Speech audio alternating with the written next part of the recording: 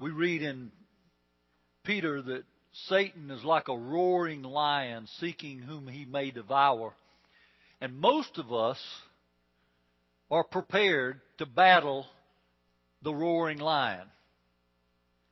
The issue is, are we just as prepared to battle the little foxes that come into our lives?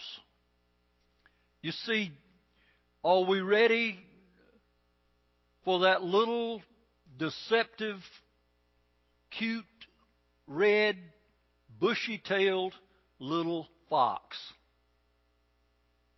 And when you think about that, I have a picture I want to show you. This was one of the 9 fox pups that we have in our neighborhood. They didn't all make it, of course, but some of them did. I saw one of the bigger ones just a couple of weeks ago running through our yard again. That little fox is precious, isn't he? Kind of cute.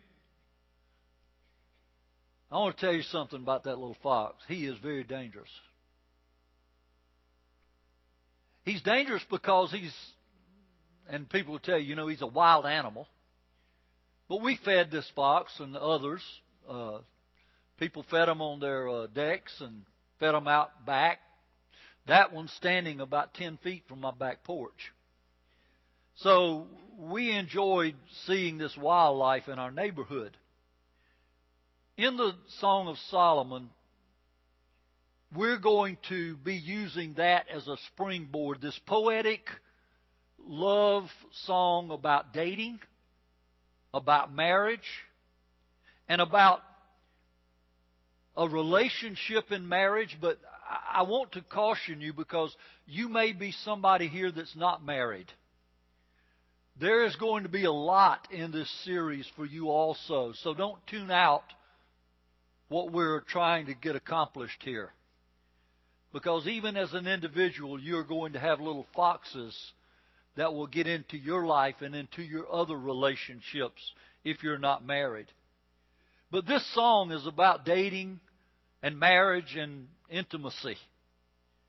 And what we want to do today is to step in to this couple's universe.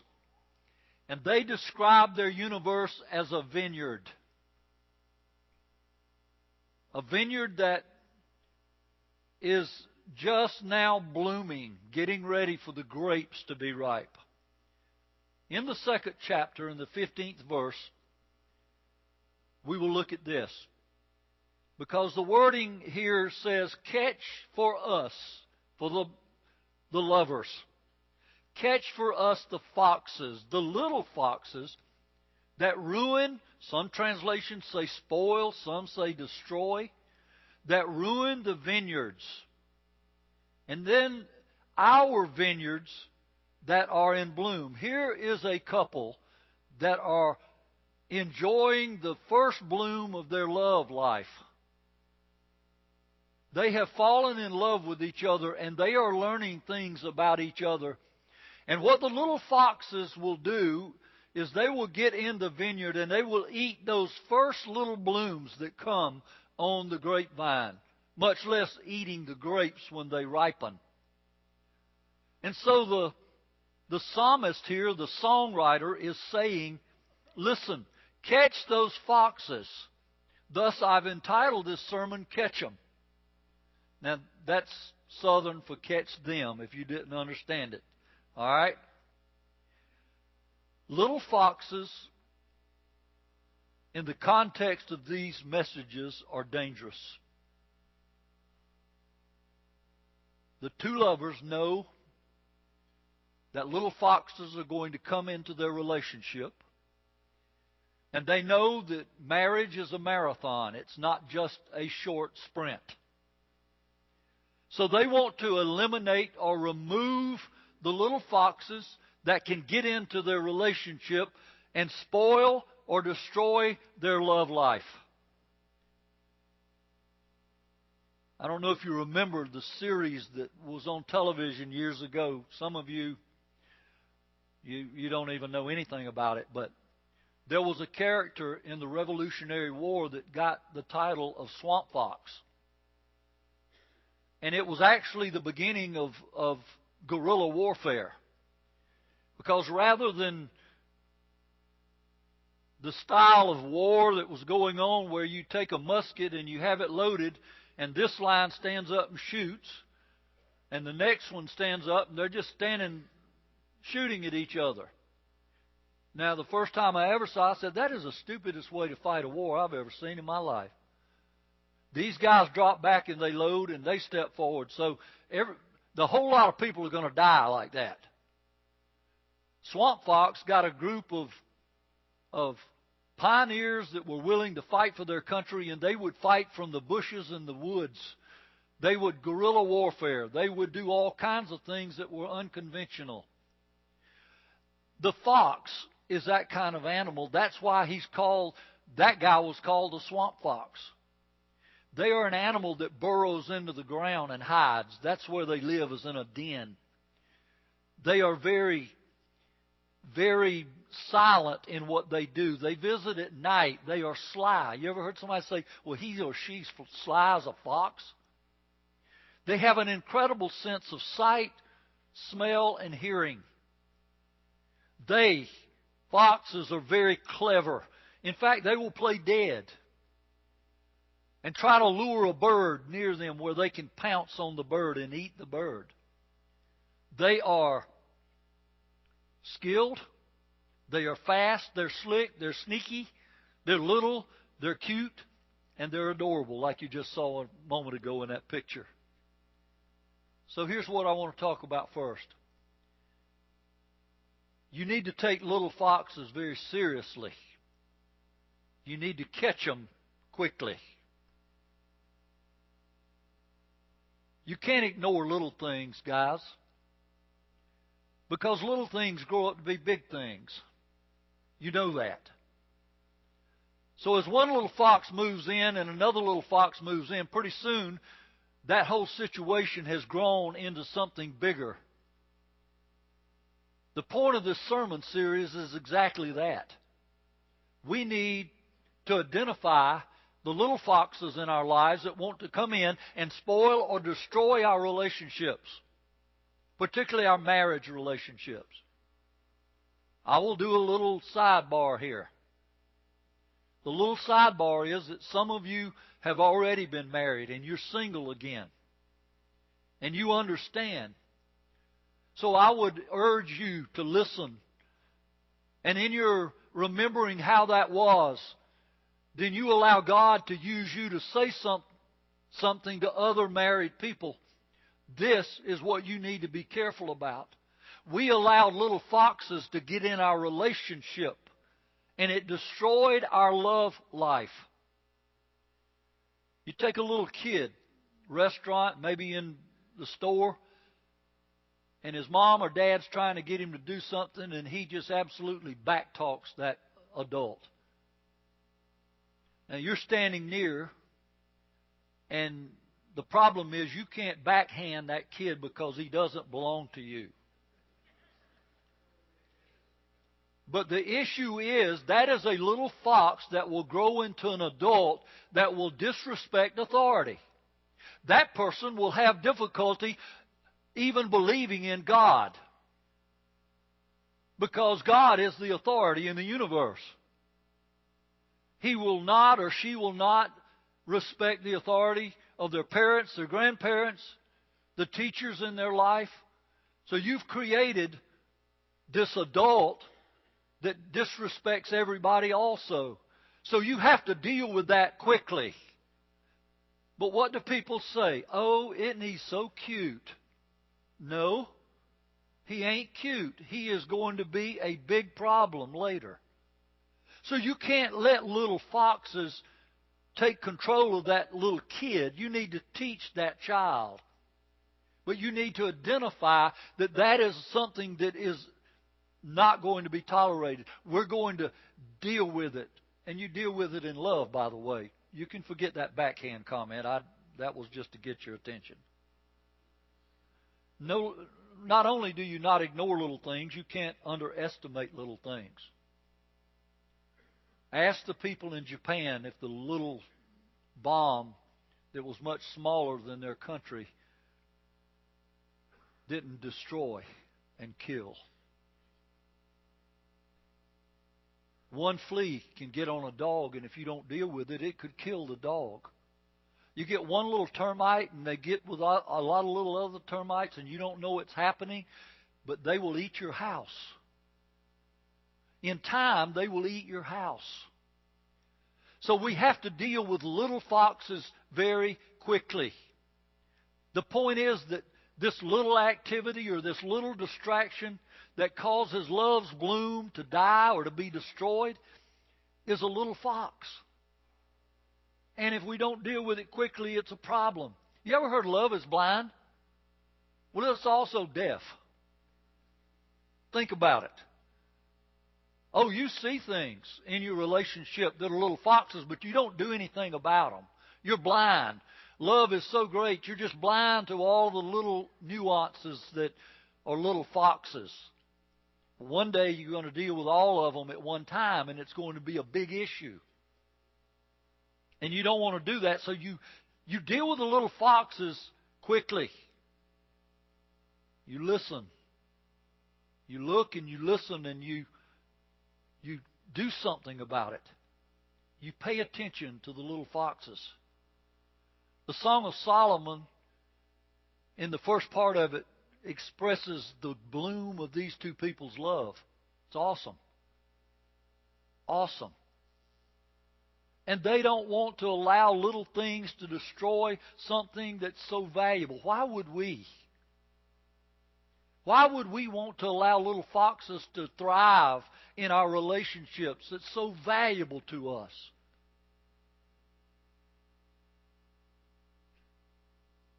If we take our love and take each other for granted, you know how it goes. You get caught up in life, and pretty soon you're not spending time together, quality time. You're not sitting down and talking about things so that you know little things. You know some stuff's kind of not right, but you don't talk about it. You don't deal with it in love. And pretty soon, that little fox and that little fox and that little fox is going to cause havoc. So you deal with it quickly. The second thing I want you to remember is that you need to guard your heart.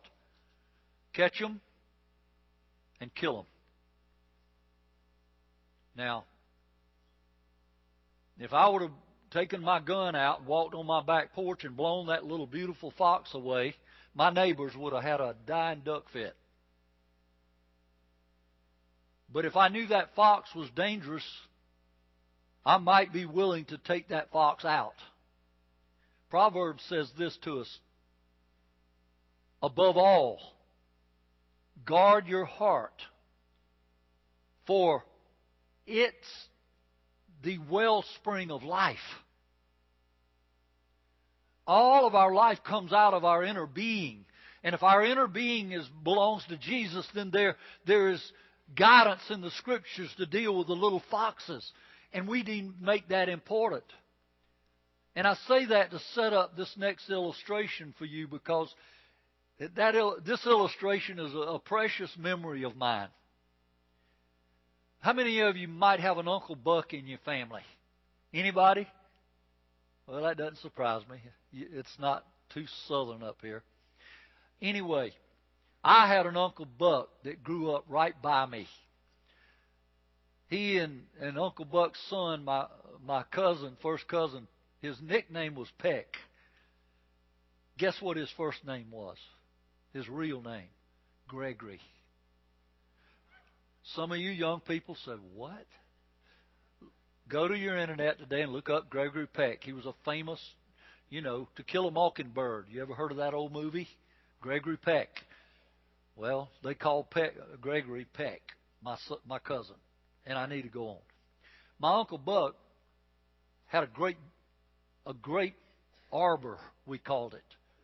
There were posts in the ground. It was almost as big as this stage.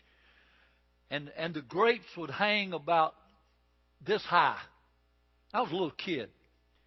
And sometimes we'd have to get something to stand on, but the whole time those grapes were were on those vines. There were two kinds, the white grapes and purple grapes.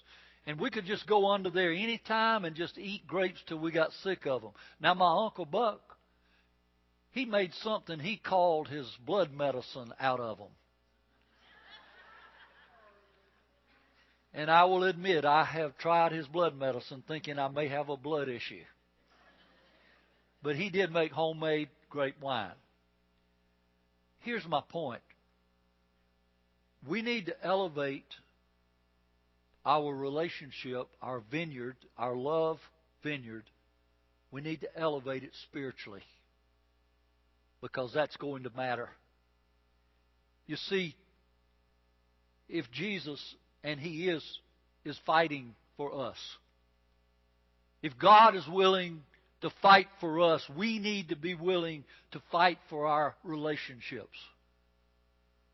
Sometimes it's difficult when there's a one-sided disciple over here, a disciple over here, and an unbeliever over here. That's tough. But we are even told in Scripture to hang in there as long as it takes, because you may win that person to Christ. You see, God created love for us. Yes, marriage. Yes, intimacy. God told Adam and Eve to do what? Make babies. Make babies. He told them to be intimate with one another. I want you to populate the world. That was the mandate. So God created this thing called love and this relationship called marriage. He created that, and He also created the babies, and He created family. We can build and we can rebuild our vineyard. We can do something to bring our love vineyard back. When the little foxes have come in and spoiled the grapes, the vineyard, we can do something. In the Lord, all things are possible, because a couple belonging to God will guard their hearts. They've learned to guard their hearts individually, and when you put that together, it is an awesome experience. James 4 tells us in verse 7, submit yourselves then to God. Submit yourselves to God. We begin our love life with passion, most of us. We're attracted to somebody. We should build our love with a life of passion and purpose. I think it's chapter 5 where we understand that Solomon and this Shunammite woman are married.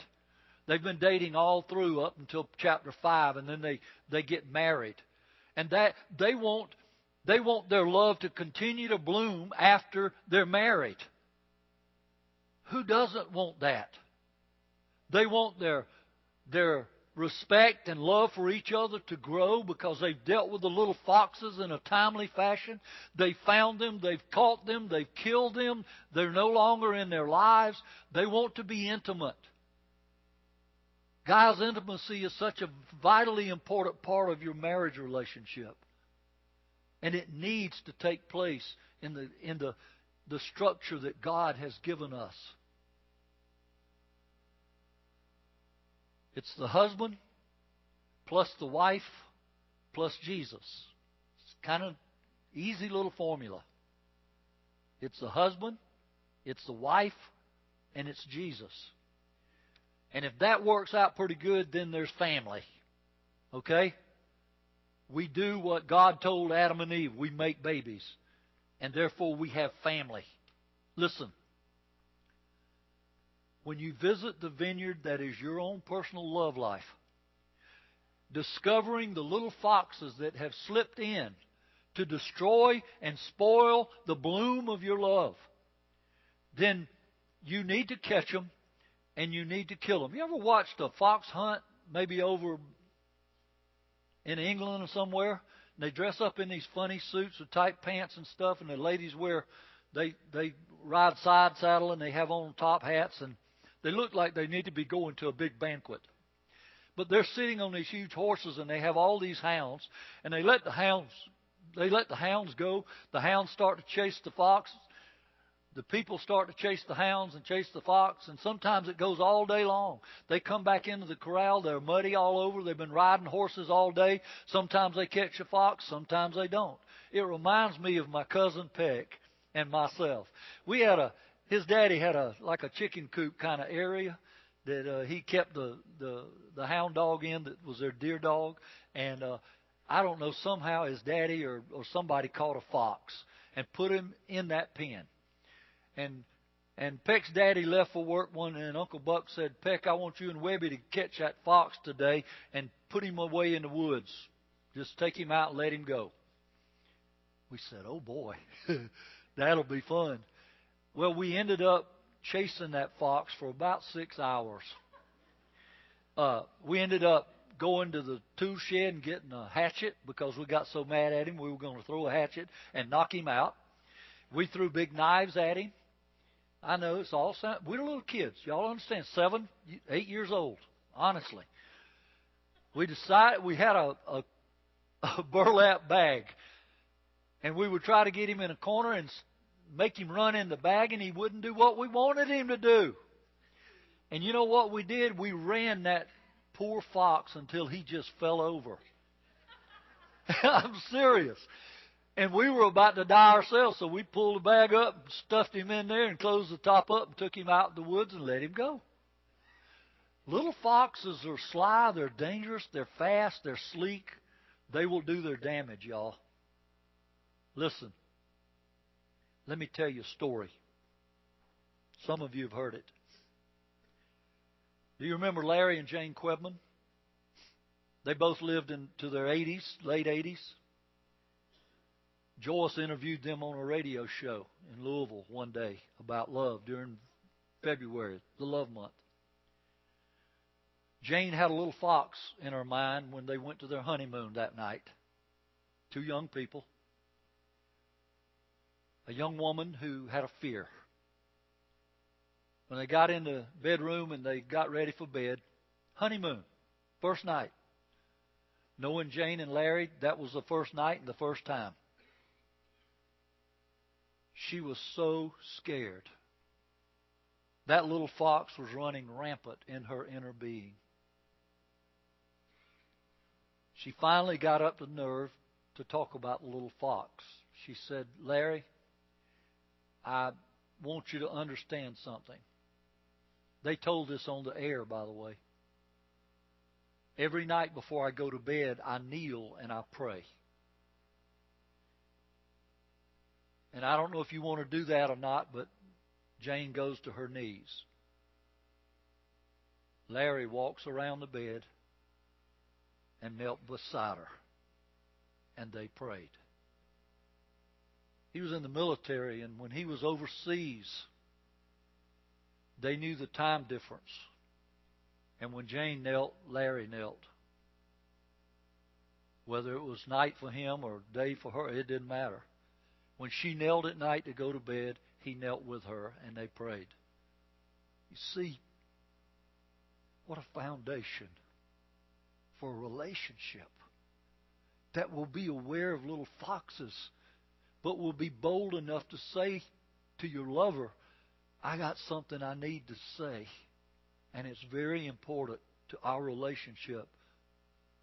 See, I could have said it's very important to me, and it would be. But more than me, it's important to us. See, we have to get in the mode as married people. It's us, us, us. It can't ever be just me. Because we're one. It may be unkindness. It may be harsh words. It may be unforgiveness. It's a little fox. I say catch them, guys, and kill them. Maybe a relationship with your parents. Maybe a relationship with your kids. Find them and kill them. Catch them. No. The little foxes.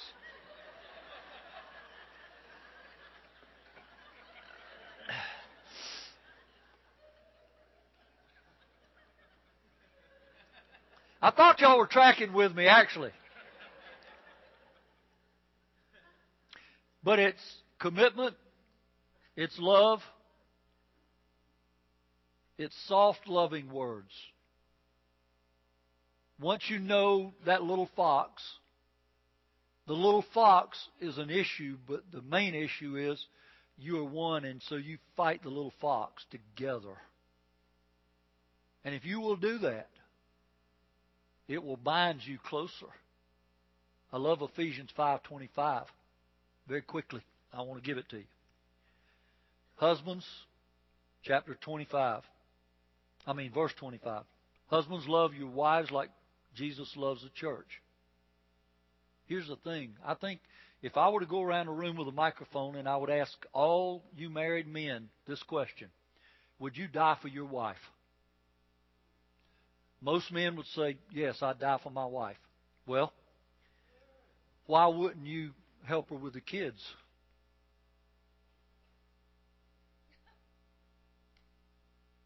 If you will die for her, why wouldn't you sweep the kitchen floor when it needs it?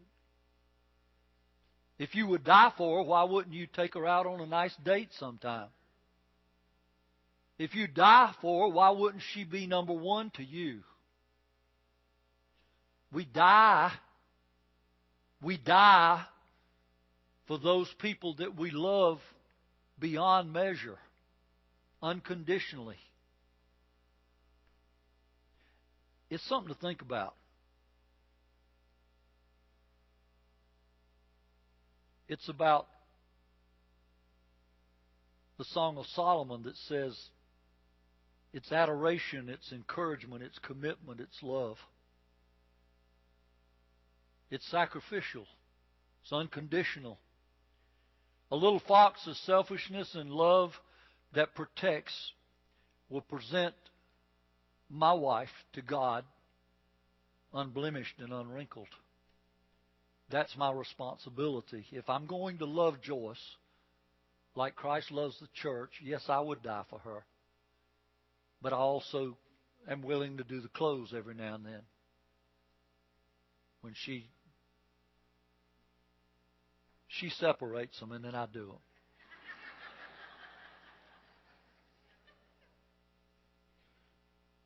Sounds like some of y'all been there, done that. Verse 22 says, wives, submit to your husbands as to the Lord. Wives, He is responsible for you and everything else. You don't submit to Him as an authority or a dictator. You submit to Him as somebody that loves you enough to die for you. I contend and will continue to contend that if a husband treats a wife like Jesus treats the church, she will follow Him anywhere. And that's what it's about. But you get down, I'm going backwards. Verse 21, above both of those things, Paul's writing to the church and he says, both of you should submit to one another out of reverence for Christ. You start with two people who are already committed to the Lord. And when the little foxes come in, you have a way to battle. You have a way to fight about it. You have a way to discuss it. You have a way to go about getting rid of it. So you catch them and you kill them when you find them. That's just what you do. You go to the end of that chapter 5 in Ephesians. Paul says, however, verse 33, however, that means after all that I've said about this relationship that you're in, each one of you also must catch them. And that is, men, you're to love your wife as you love yourself. The wife must catch them and respect her husband. But I still want to say, it's mutual respect. When you mutually respect each other, you will catch the little foxes and you will deal with them quickly and you will kill them. You will get them out of your life because they are trying to destroy the bloom of your love. And you don't want that to happen.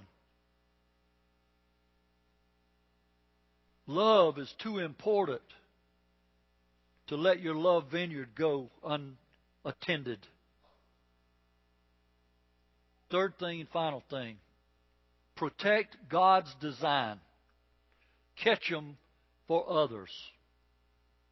See, here's the issue. You don't live in a vacuum. We're visiting the universe of these two lovers, Solomon and the Shunammite woman. But they have tentacles that go out from their love.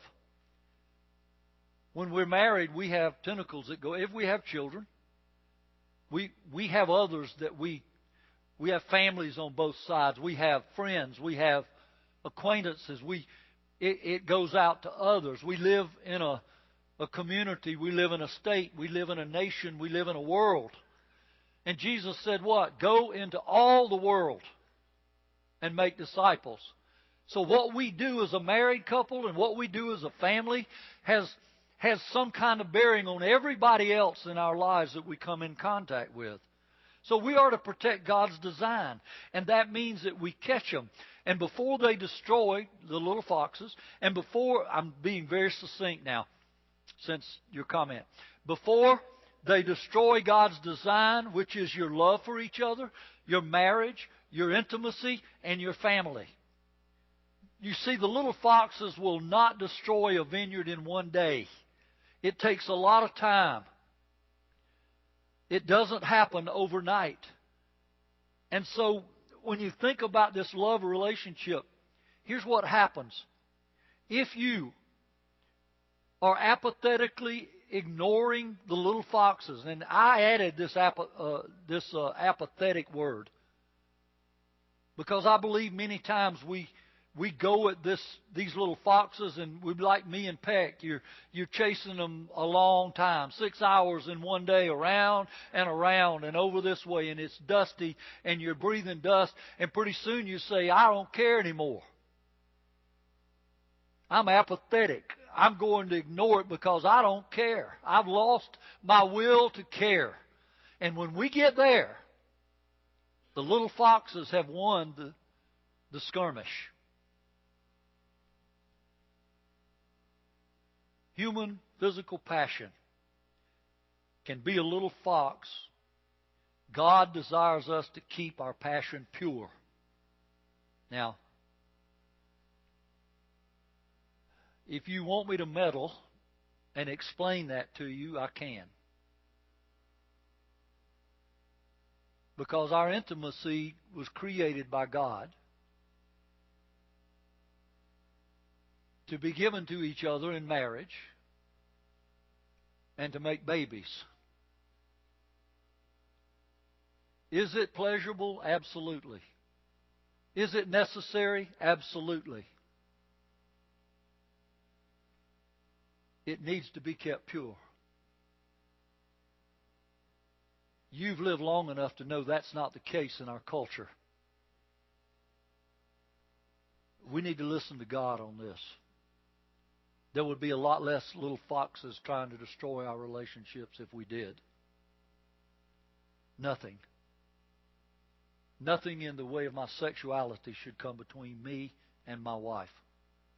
Nothing. And it starts here where Paul says in Galatians 5:16, live by the Spirit and you will not gratify the desires of your sinful nature. So if we are living by the Spirit, we will not live by it. It's not easy at times. Temptation is there. But we keep ourselves pure to our relationships and to our God when we are willing to see those little foxes for what they are and take them out. You may be sitting here this morning and say, well, why in the world is this staff wanting to have a sermon series like this? Well, half of all marriages, Christian or non, end in divorce. That would be one good reason. If we claim Christ and we claim to be people who love the Lord and we're His disciples, why are we having so much trouble staying together? It is because little foxes have gotten in, and we have not dealt with them on a spiritual level many times. They've been digging in God's created vineyard for years and years and years. Therefore, marriage has been diluted. God's family design has been separated and destroyed. And I urge you to ask yourself a question. Is your love vineyard rooted in God's loving design? I pray it is. If it's not, it can be. And I pray you look for those little foxes and you let the Lord help you fix it. Because forgiveness is in God's love. If we are to submit to each other out of reverence for Jesus, then we have to reverence Him with our spiritual life and our physical life. Because our larger responsibility as a disciple of Jesus is to lead others to Him. As a couple, as a Christian, as a family, as an individual in Christ Jesus, that is our responsibility. We are to lift up God's design. I hope and pray that you understand that life is given by God. That you or me or the government nor the culture has the right or the authority to take innocent life.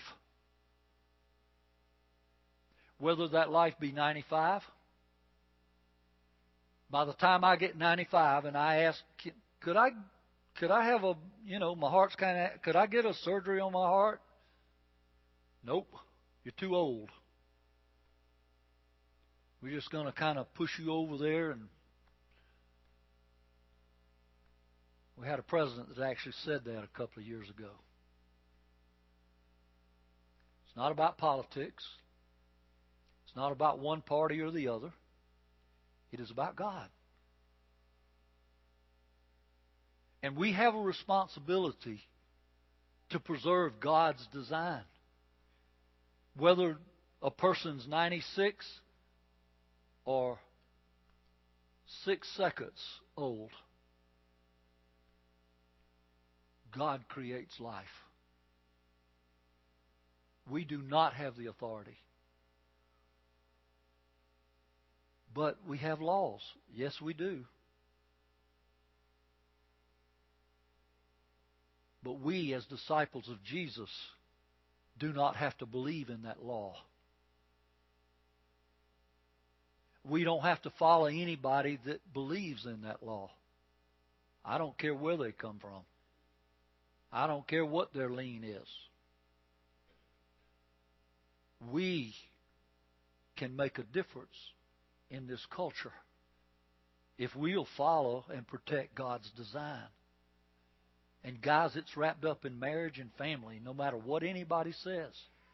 This is the very foundation and fabric of our culture and every other culture on the face of this earth.